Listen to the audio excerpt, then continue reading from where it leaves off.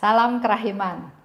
Hari ini tanggal 7 September kita lanjut ya, bahas dari 603B. Kita mulai ya. Dalam nama Bapa dan Putra dan Roh Kudus, amin. Bapa kami yang ada di surga, dimuliakanlah namamu. Datanglah kerajaanmu, jadilah kehendakmu di atas bumi seperti di dalam surga.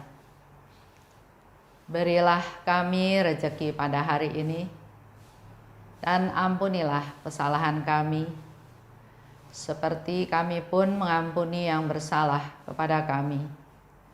Dan janganlah masukkan kami ke dalam pencobaan, tetapi bebaskanlah kami dari yang jahat. Amin. Dalam nama Bapa dan Putra dan Roh Kudus, amin. 603B. Dengan kasih yang tak terselami, Allah memeluk jiwa yang melaksanakan kehendak-Nya. Aku memahami betapa besarnya kasih Allah kepada kita, betapa sederhananya Ia meskipun tak terselami, dan betapa mudahnya kita menyatukan diri dengan Dia meskipun keagungannya begitu besar. Tidak dengan seorang pun aku dapat menyatukan diri dengan begitu leluasa dan begitu mudah, seperti aku menyatukan diri dengan Allah. Bahkan seorang ibu dan anaknya yang sungguh Ia kasihi tidak dapat saling memahami sama seperti Allah dan aku. Ketika aku berada dalam persekutuan dengan Allah, aku melihat dua sosok pribadi tertentu. Aku tahu situasi batin mereka. Mereka berada dalam situasi yang memprihatinkan. Tetapi aku percaya bahwa mereka pun akan memuliakan kerahiman Allah. Dengan kasih yang tak terselami, Allah memeluk jiwa yang melaksanakan kehendak-Nya. Kemarin dikatakan dengan kasih yang istimewa. Sekarang dipertegas lagi dengan kasih yang tak terselami, Allah memeluk jiwa yang melaksanakan kehendak-Nya. Jadi kalau kita melaksanakan kehendak Tuhan, kita nggak usah takut, kita nggak usah merasa sendirian, karena di sini dikatakan Tuhan memeluk jiwa yang melaksanakan kehendak-Nya. Kasih yang tak terselami, kasih yang nggak bisa dibayangkan, kasih yang di luar jangkauan daripada apa yang kita pikirkan atau kita harapkan. Sharing ya, contoh. Beberapa hari yang lalu saya biasa bikin bahan catatan di kertas, potongan-potongan kertas seperti ini.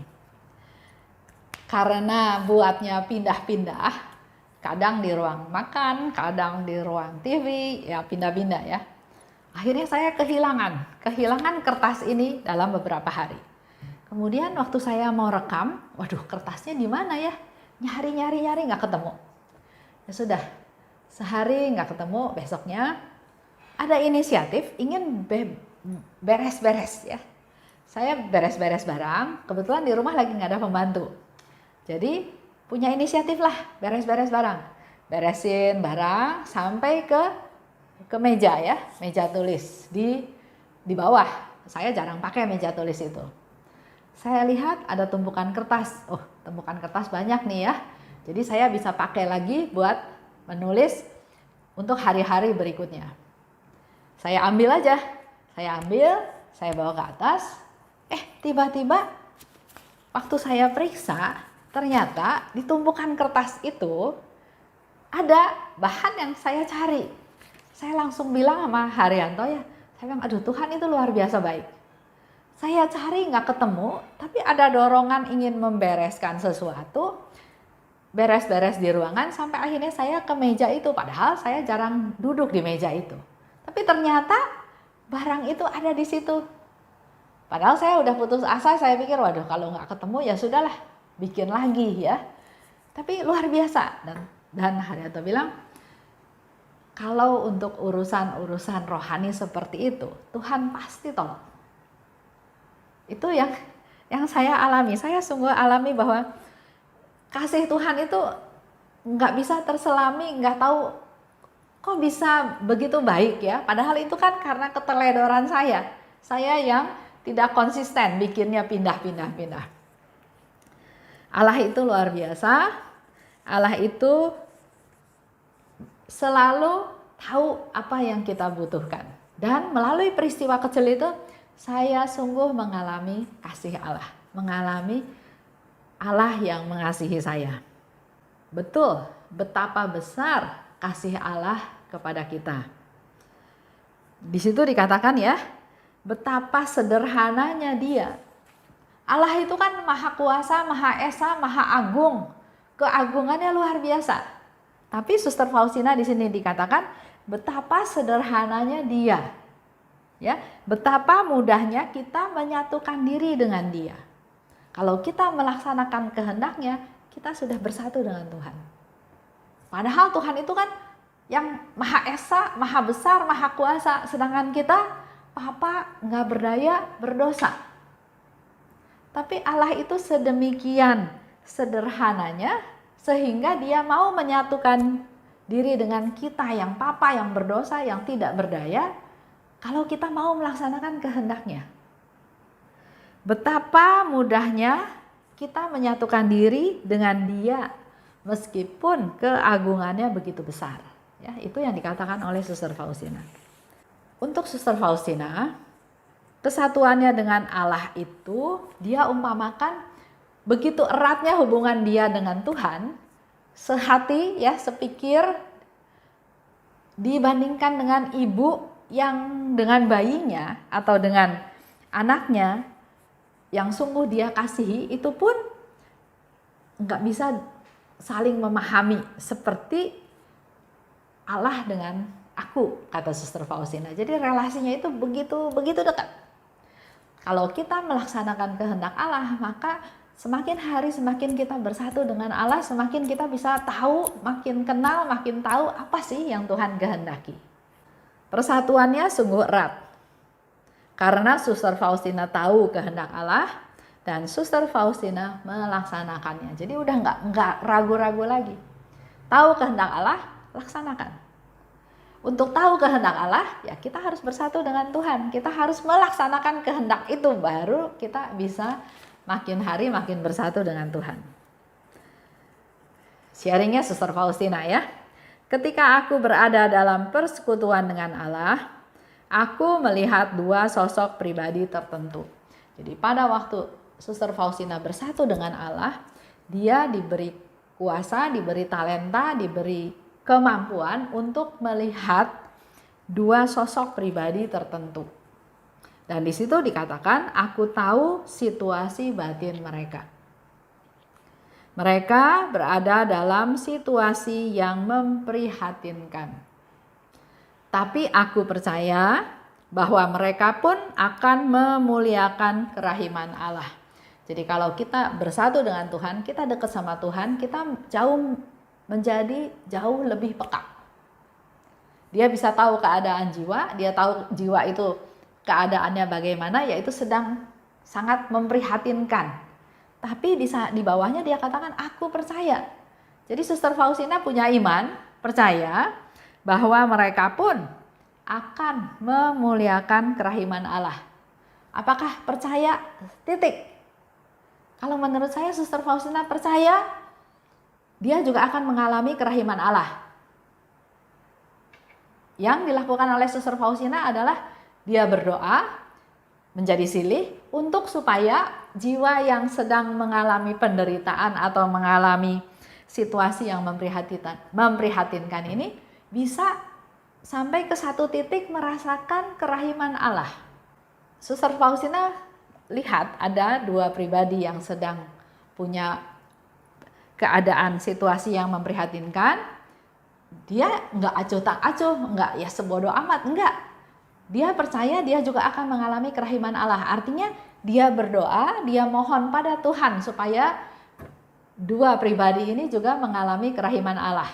Jadi Suster Faustina menjadi mediator, menjadi sarana, menjadi alatnya Tuhan untuk supaya dua pribadi ini mengalami kerahiman Allah. Dan Suster Faustina yakin karena memang Tuhan itu Maha Rahim. Tuhan ingin supaya kerahimannya bisa dialami oleh semua orang. Tuhan butuh kita-kita, para devosan, untuk berdoa supaya mereka-mereka yang belum kenal kerahiman Tuhan juga suatu hari nanti bisa mengalaminya. Dan Suster Faustina yakin bahwa doanya akan dikabulkan Tuhan, sehingga dia percaya suatu hari nanti dua pribadi tersebut akan mengalami kerahiman Tuhan. Sekarang ada PR buat kita semua. Buat saya juga ada satu PR ya. Saya mengharapkan adanya pertobatan dari seorang bapak. Dia mengalami kasih Tuhan, dia tahu bahwa dia berdosa, tapi dia rasakan kasih Tuhan yang luar biasa. Dia bertobat, tapi sepertinya belum menyerap semua kehendak Allah. Jadi masih pilah-pilah. Yang ini saya lakukan. Oke, saya harus baik sama orang lain. Saya harus bisa bantu orang lain yang membutuhkan ya. Tapi ada hal-hal yang tertentu yang sepertinya masih harus diselesaikan. Kalau baik, contoh baik, Tuhan mau kita baik sama semua orang ya. Tapi kalau hanya baik tertentu ke A karena dia punya tujuan, punya maksud, punya planning lain, pasti bukan yang Tuhan kehendaki. Karena Tuhan ingin supaya kita berbuat baik tanpa pamrih. Orang itu perlu dibantu, ya dibantu. Bukan kita bantu dia dengan harapan kamu harus memberi sesuatu kepada saya. Saya bantu dia karena saya mengharapkan sesuatu dari dia. Bukan seperti itu ya. Jadi ini juga menjadi PR buat saya. Dan saya percaya Tuhan akan kabulkan doa saya. Saya hanya perlu waktu untuk terus tekun berdoa, berserah pada Tuhan, menyerahkan seluruh permasalahan ini pada Tuhan, supaya Tuhan yang bekerja. Saya mau ajak Bapak Ibu juga hening sejenak, mengingat-ingat mungkin kita masing-masing ada PR. Siapa-siapa yang perlu kita doakan supaya sungguh-sungguh dia mengalami kerahiman Tuhan. Kita masuk doa penutup ya. Dalam nama Bapa dan Putra dan Roh Kudus, amin. Allah Bapa yang maha baik, terima kasih atas segala rahmat dan kasih karunia-Mu. Kami mau serahkan permasalahan-permasalahan dalam kehidupan kami, baik permasalahan yang sekarang kami ingat maupun yang belum kami ingat. Mampukan kami Tuhan untuk punya hati yang peduli pada orang-orang di sekitar kami, khususnya orang-orang yang sangat membutuhkan bantuan doa kami, membutuhkan perhatian kami. Kiranya Engkau pakai kami jadi alat-Mu Tuhan untuk kami semakin rajin, semakin tekun, peka berdoa untuk mereka-mereka yang membutuhkan doa-doa kami. Agar mereka semua juga bisa mengalami kerahiman Tuhan. Bisa mengalami kerahiman-Mu, bisa melakukan juga selanjutnya perbuatan-perbuatan kerahiman kepada orang-orang yang ada di sekitarnya. Kami mau persembahkan mereka-mereka yang kami doakan pada saat ini Tuhan. Biarlah melalui doa-doa kami, mereka boleh memperoleh jamahan-Mu. Amin. Dalam nama Bapa dan Putra dan Roh Kudus, amin. Salam kerahiman.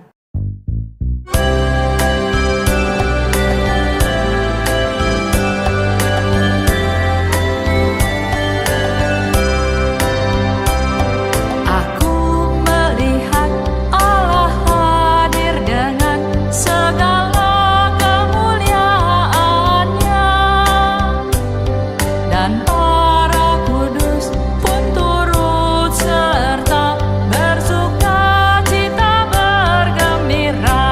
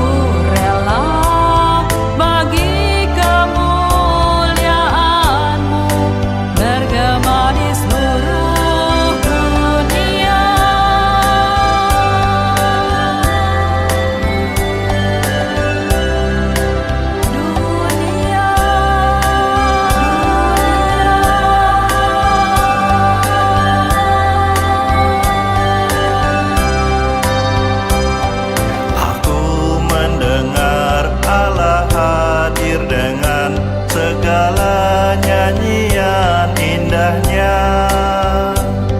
dan para malaikat pun turut serta bersorak-sorai bergembira. Aku rindu mempersembahkan kemuliaan kepada kerahiman-Mu, biar semua terjadi